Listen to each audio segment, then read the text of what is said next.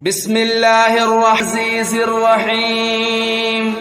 لتنذر قوما ما أنذر آباؤهم فهم غافلون لقد حق القول على وكل شيء أحصيناه في إمام مبين واضرب لهم مثلا أصحاب القرية إذ جاء قالوا طائركم معكم أئن ذكرتم بل أنتم قوم مسرفون وجاء من أقصى المدينة رجل يسعى قال يا قوم اتبعوا المرسلين اتبعوا من لا يسألكم أجرا وهم مهتدون وما لي لا أعبد الذي فطرني وإليه ترجعون أتخذ من دونه آلهة إن يردني الرحمن بضر لا تغن عني شفاعتهم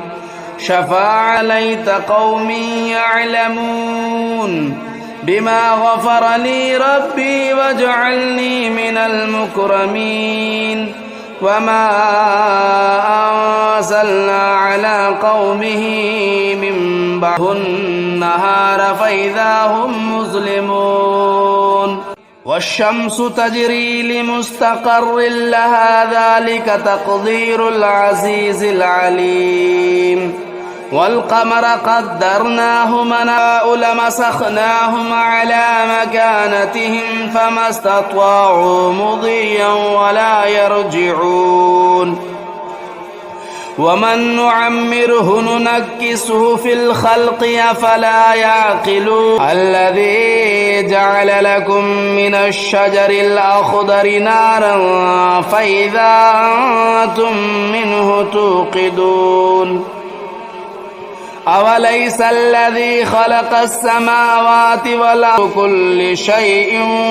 وإليه ترجعون بسم الله الرحمن الرحيم الرحمن علم القرآن خلق الإنسان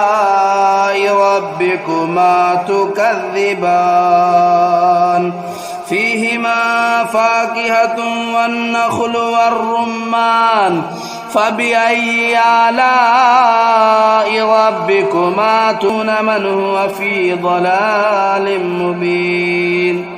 قل أرأيتم إن أصبح ماؤكم غورا فمن يأتيكم بماء